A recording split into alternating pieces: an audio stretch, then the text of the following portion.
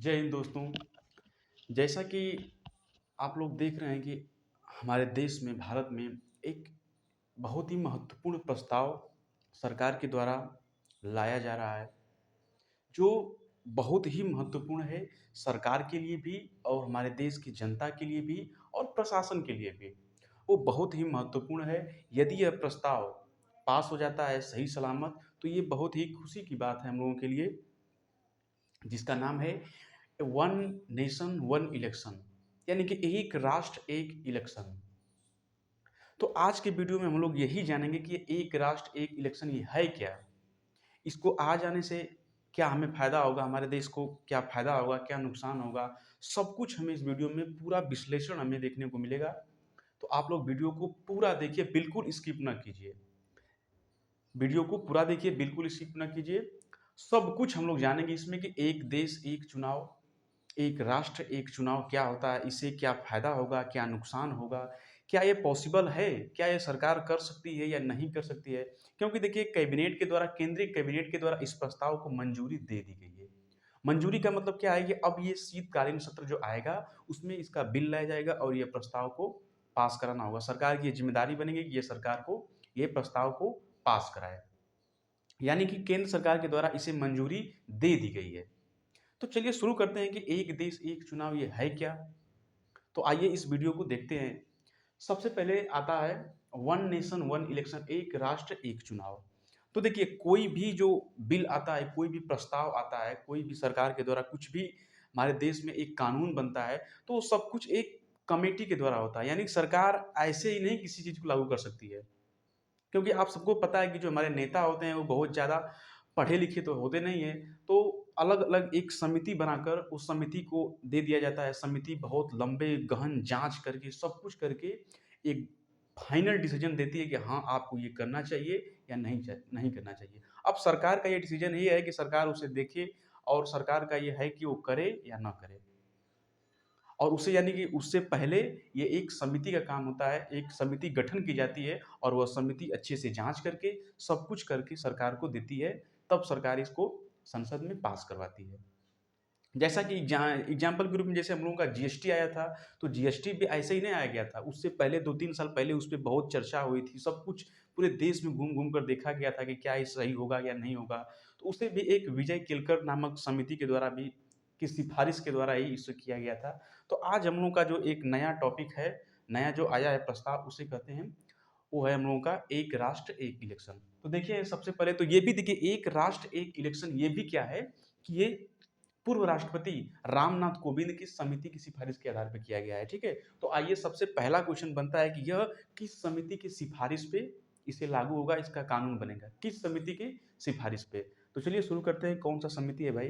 तो सबसे पहले इसका क्या है कि यह रामनाथ कोविंद समिति, जो हम लोग के पूर्व राष्ट्रपति हैं रामनाथ कोविंद साहब, उन्हीं के नाम पे एक समिति बनाया गया है, डॉक्टर रामनाथ कोविंद समिति। अब ये समिति की सिफारिश के आधार पर ही एक राष्ट्र एक इलेक्शन का निर्धारण जो भी बनेगा, प्रस्ताव लाया जाएगा, इसी के आधार पर होगा, क्योंकि यही रिपोर्ट तैयार करके देंगे। तो चलिए शुरू करते हैं कि रामनाथ कोविंद समिति है क्या। तो सबसे पहला इसमें 2-3 पॉइंट है। सबसे पहला पॉइंट इसमें ये है कि 2 सितंबर 2023, यानी 2024 चल रहा है, ये अगले साल 2023 में 2 सितंबर 2023 को एक कमिटी बनाई गई जिसका नाम था रामनाथ कोविंद समिति। रामनाथ कोविंद समिति 2 सितंबर 2023 को एक कमिटी बनाई गई। दूसरा क्या है, इस कमेटी ने इसी साल, यानी जो ये कमेटी थी बनाई गई थी, वो कमेटी एक साल बाद यानी कि 2024 में यहाँ पे 14 मार्च को राष्ट्रपति द्रौपदी मुर्मू को अपनी रिपोर्ट सौंप दी। यानी कि एक साल, लगभग एक साल गहन अध्ययन करने के बाद ये जो रामनाथ कोविंद समिति है, रिपोर्ट है, वो राष्ट्रपति जी को सौंप दिया।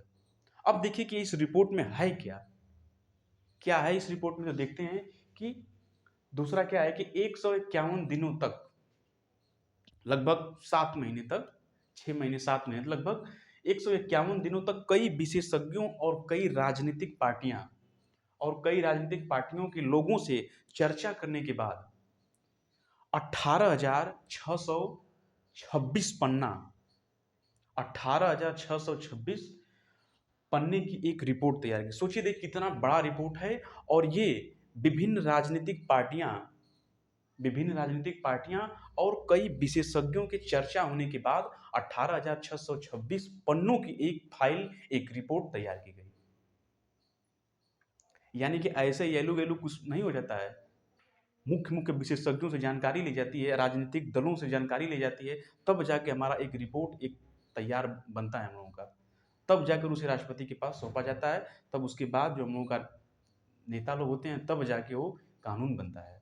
तो सबसे पहले क्या हुआ कि 2 सितंबर 2023 को एक कमेटी बनाई गई जिसका नाम था रामनाथ कोविंद कमेटी, और इस कमेटी ने 14 मार्च 2024 को अपनी रिपोर्ट राष्ट्रपति द्रौपदी मुर्मू को सौंप दी गई। अब इस रिपोर्ट में क्या है कि 151 दिनों तक कई मुख्य मुख्य विशेषज्ञ और विभिन्न प्रकार के राजनीतिक दलों से चर्चा करने के बाद 18,626 पन्नों की एक रिपोर्ट तैयार की गई। अब इसमें देखिए क्या है, इसमें ये अब इस रिपोर्ट में देखिए ये कहा गया है, रिपोर्ट में क्या है, ये रिपोर्ट में ये इसमें है, पहला इसमें पॉइंट ये है, दूसरा पॉइंट ये, अब तीसरा पॉइंट ये है कि ये रिपोर्ट ये कह रही है कि सभी राज्यों की विधानसभाओं का कार्यकाल बढ़ाकर 2029 तक कर देना चाहिए। 2029 तक करने का सुझाव दिया है कि यानी कि जब हम लोगों का जो एक जब मतलब ये सरकार चाहती है कि यदि एक चुनाव एक ही साथ हो, जब लोकसभा का चुनाव हो तो उसी टाइम विधानसभा का भी चुनाव हो जाए। तो अब तो लोकसभा का चुनाव बीत चुका है, अब आने वाला लोकसभा का चुनाव है 2029। तो अब जो लोकसभा का चुनाव होगा 2029 में, तो एक ही बार लोकसभा का चुनाव और एक ही बार उसी के साथ साथ विधानसभा, मतलब अलग अलग राज्यों की विधानसभा का भी चुनाव हो जाना चाहिए। लेकिन प्रश्न ये इसमें उठता है कि भाई जिसका अभी कार्यकाल बचा है, अब ऐसा तो नहीं कि हर राज्य का कार्यकाल 2029 आए, किसी का 1 साल बचा है, किसी का 2 साल बचा है, किसी का 3 साल बचा है, तो उसके लिए क्या किया जाए? तो यही रिपोर्ट रिपोर्ट में ये बताता है कि जितना कार्यकाल विभिन्न राज्यों का बचा हुआ है, उसको बढ़ाकर 2029 तक कर देना चाहिए। सुझाव दिया कि 2029 तक कर देना चाहिए। यानी कि सभी राज्यों की विधानसभाओं का कार्यकाल बढ़ाकर 2029 तक कर देने का सुझाव ये रिपोर्ट बताई। साथ ही इसमें ये बताया कि अगले लोकसभा चुनाव के साथ ही इसका चुनाव भी कराया जाए, यानी कि 2029 का जब लोकसभा का चुनाव होगा तो उसी के साथ विभिन्न राज्यों की विधानसभाओं का भी चुनाव हो जाएगा। ये इस रिपोर्ट में लिखा गया है, रामनाथ कोविंद समिति में ये इस रिपोर्ट में लिखा गया है। ठीक है, तो ये रहा हम लोगों का रामनाथ कोविंद समिति। इसको 2 सितंबर 2023 को बनाया गया था और इसने 191 दिनों के बाद अपनी रिपोर्ट वर्तमान राष्ट्रपति को सौंपी, जिसमें इन्होंने बताया, विभिन्न विशेषज्ञों, विभिन्न राजनीतिक दलों से संपर्क करने के बाद इन्होंने बताया कि सभी जो भी राज्य की विधानसभाओं का चुनाव जो है उसका कार्यकाल बढ़ाकर 2029 तक कर देना चाहिए, ताकि जब 2029 में लोकसभा का चुनाव हो तो लोकसभा का चुनाव और राज्यों की विधानसभा का चुनाव भी साथ ही में करा लिया जाए। ये रही हम लोगों की रामनाथ कोविंद समिति। अब दूसरा क्या है, दूसरा पॉइंट इसमें ये बनता है कि भाई इसकी जरूरत क्या है? क्या है, एक देश करने से क्या लाभ होगा हमें? देश को क्या लाभ होगा? देश की जनता को इससे क्या लाभ होगा? तो देखते हैं कि क्या होंगे एक साथ चुनाव के फायदा, इसके फायदे क्या-क्या होंगे? तो फायदा तो भाई इसमें बहुत अच्छा समझ में आ रहा है कि नहीं, फायदा तो ज़रूर होगा इसमें। तो सबसे पहला फायदा इसमें ये होता है कि चुनाव पर होने वाले करोड़ों रुपए के खर्चों में कमी आएगी। चुनाव पर होने वाले करोड़ों के खर्च में कमी होती है, यानी कि देखिए, चुनाव जो होता है वो भले ही इनडायरेक्टली आप कुछ न करें, लेकिन डायरेक्टली कुछ न करें, लेकिन इनडायरेक्टली क्या होता है कि बहुत रुपयों की बर्बादी समझ लीजिए होती है बस, और कुछ नहीं होती है, केवल और केवल बर्बादी होती है। तो करोड़ों रुपए की बर्बादी होने से अच्छा है, और वो भी एक ही बार नहीं होता है, बार-बार, जैसे लोकसभा का चुनाव हुआ, फिर 1 साल बाद फिर राज्यसभा का चुनाव हो गया, फिर 1 साल बाद फिर चुनाव हो रहा, मतलब चुनाव में ही इतना, मतलब लोग काम पे ध्यान ही नहीं दे पाते हैं, केवल चुनाव, चुनाव, चुनाव। और चुनाव में आप सबको पता है कि भाई इतना आसान तो नहीं है भाई, पैसे के बल पे ही चुनाव जीते जाते हैं। तो इससे एक फ़ायदा ये होगा कि चुनाव में जो करोड़ों रुपए की बर्बादी होती है, जो खर्च होते हैं, उसमें हमें कमी देखने को मिलेगी। पहला फ़ायदा इसका ये होगा। अब दूसरा फ़ायदा इसका क्या है? दूसरा फ़ायदा ये है कि बार-बार चुनाव कराने की जटिलता से मुक्ति होती है। क्योंकि देखिए, बार-बार चुनाव कराने से क्या है कि जो प्रशासन है हम लोगों का, वो अपना अच्छे से काम नहीं कर पाता है, केवल बहुत ही जटिल समस्या हो जाती है चुनाव आयोग के लिए, प्रशासन के लिए, सबके लिए बहुत दिक्कत होती है बार-बार चुनाव कराने में।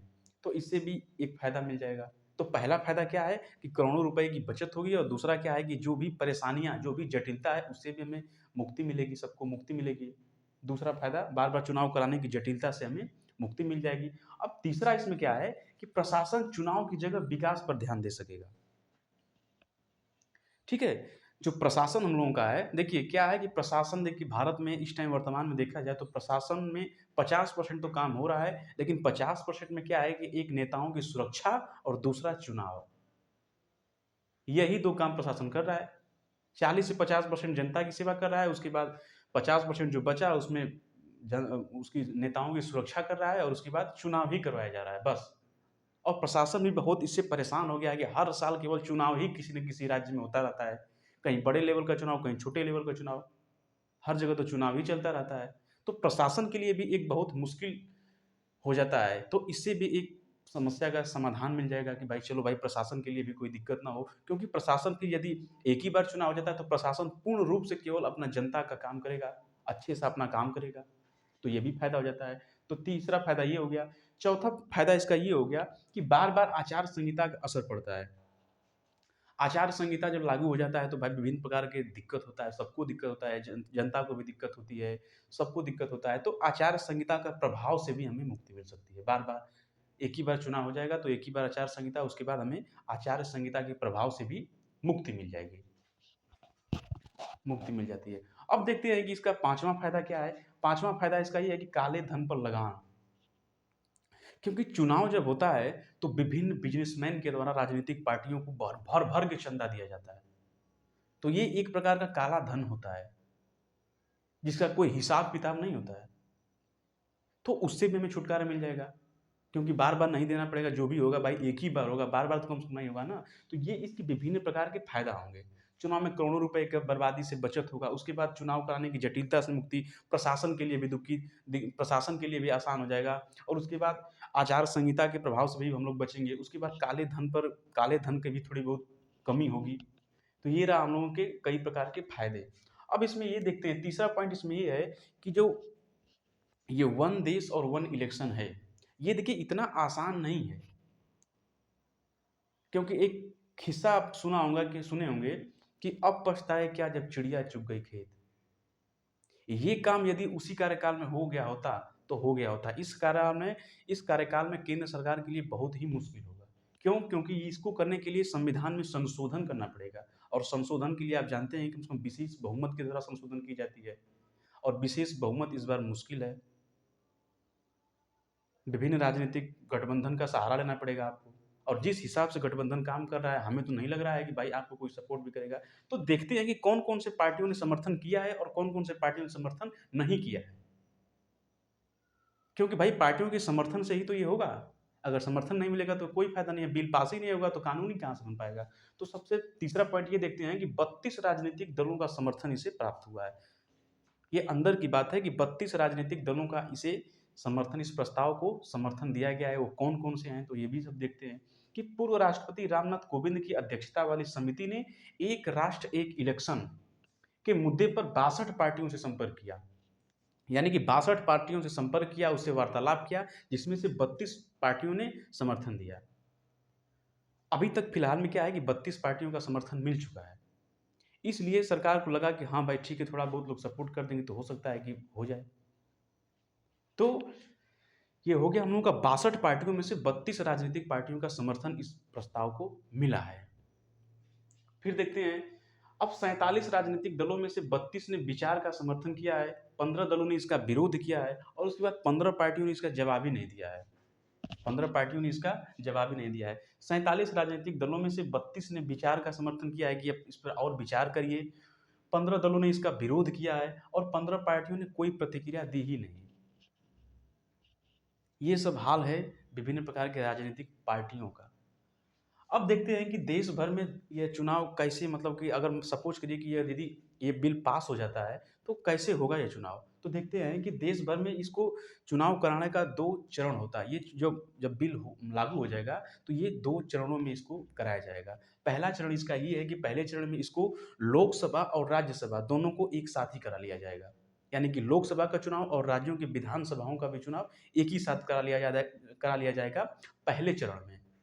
और दूसरे चरण में क्या है कि इसके 100 दिन के भीतर 100 दिन के भीतर जो विभिन्न स्थानीय निकायों का चुनाव होता है, जैसे मेयर का चुनाव, ग्राम पंचायत का चुनाव, ग्राम प्रधान का चुनाव, ये सब 100 दिन के अंदर करा लिया जाएगा। यानी कि पहले चरण में लोकसभा और राज्यसभा का चुनाव होगा और दूसरे चरण में 100 दिन के बाद स्थानीय निकायों का चुनाव करा लिया जाएगा। तो ये रहा हम लोगों का पहला चरण और दूसरा चरण। यदि ये लागू हो जाता है तो इसे हम लोग 2 चरण में इसका चुनाव हम लोग कराएँगे। पहले चरण में लोकसभा और राज्यसभा का चुनाव हो जाएगा और दूसरे चरण में 100 दिन के बाद स्थानीय निकायों का चुनाव करा लिया जाएगा। अब 5वां इसमें क्या है, 5वां देखिए इसमें क्या होता है कि वन नेशन वन इलेक्शन के लिए कानून। सबसे इम्पोर्टेंट देखिए ये है कि वन नेशन वन इलेक्शन के लिए कानून क्या है? इसको प्रस्ताव के लिए क्या-क्या करना पड़ेगा? कौन-सा कानून लाना पड़ेगा? कैसे होगा? तो सबसे पहले स्टार्ट करते हैं कि वन नेशन वन इलेक्शन के लिए कानून। सबसे पहले क्या होगा कि इस कानून को इसे कानून बनाने के लिए सबसे पहले तो इसे संसद में बिल लाना पड़ेगा। ऐसे ही हवा में कोई भी नहीं बन जाता है। कानून लाने के लिए संसद में बिल लाना पड़ेगा, लोकसभा में, राज्यसभा में, फिर उसके बाद राष्ट्रपति के द्वारा हस्ताक्षर किया जाता है। और वो भी ये तो ऐसा प्रस्ताव है, ऐसा बिल है कि ये समझ लीजिए कि एकदम विशेष बहुमत के द्वारा इसे पारित कराया जाएगा। यानी कि 2/3 सदस्यों के द्वारा, उसके बाद आधे से ज़्यादा यानी लगभग 15 राज्यों के विधानसभाओं का भी स्वीकृति लेनी पड़ेगी। तो देखते हैं, कानून बनाने के लिए संसद में पास कराना होगा बिल, पहला इसका हो गया। दूसरा क्या है कि संविधान में संशोधन करना पड़ेगा। बिना संशोधन का ये बिल पास ही नहीं होगा, संविधान में संशोधन करना पड़ेगा। तीसरा क्या है कि संसद की विशेष बहुमत यानी सदन के कुल सदस्यता के 50% से ज़्यादा और सदन में मौजूद और वोट देने वालों को 2/3 बहुमत, सदस्यों में कम से कम 2/3 बहुमत अनिवार्य है। उसके बाद बहुमत के बाद संसद में पास होने के बाद इस बिल को कम से कम 15 राज्यों की विधानसभा का अनुमोदन भी होगा। यानी कि 15 राज्यों की विधानसभा से भी इसे पास कराना होगा। देखिए, एक इम्पोर्टेंट बात ये है कि ये कोई पहली बार नहीं हो रहा है।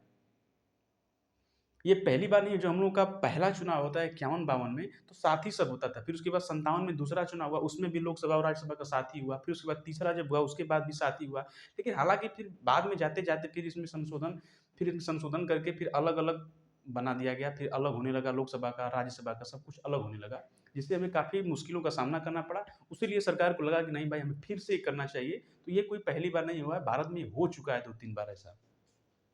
तो ये रहा वन इलेक्शन के लिए कानून। हमें ये इन सब चीज़ के सबसे पहले बिल लाना पड़ेगा, संविधान में संशोधन करना पड़ेगा, उसके बाद विशेष बहुमत की आवश्यकता पड़ेगी, उसके बाद 15 राज्यों की विधानसभा में से भी इसको पास कराना पड़ेगा। तो ये रहा इसका कानून। उसके बाद देखते हैं कि जो संशोधन करना होगा, तो संशोधन कैसा संशोधन करना होगा?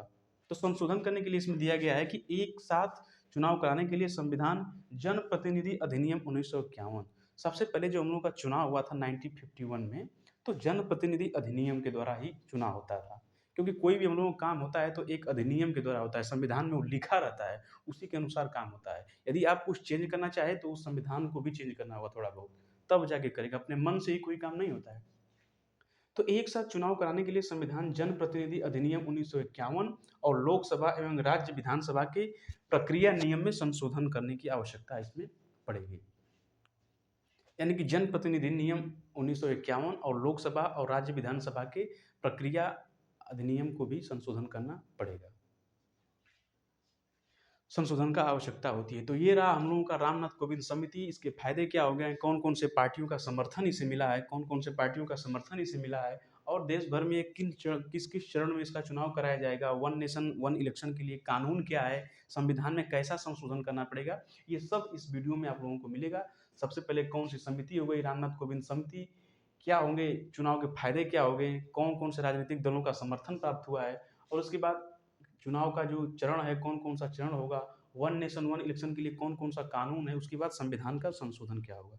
तो ये रहा हम लोगों के कुछ प्रश्न, इसमें बहुत सारे प्रश्न भी चुना एग्ज़ाम की दृष्टि से भी बेहद महत्वपूर्ण है और ज्ञान के लिए भी बहुत ज़्यादा ज़रूरी है। अच्छा दोस्तों, एक बात बताइए कि क्या ये पॉसिबल है? आप लोग कमेंट करके बताइए कि क्या ये मोदी जी कर सकते हैं या नहीं कर सकते हैं? तो आप लोग कमेंट करके ज़रूर बताइएगा कि ये हो सकता है या नहीं हो सकता है। आने वाले शीतकालीन सत्र में इसकी चर्चा ज़रूर की जाएगी। तो मिलते हैं हम लोग नेक्स्ट वीडियो में, तब तक के लिए जय हिंद, जय भारत।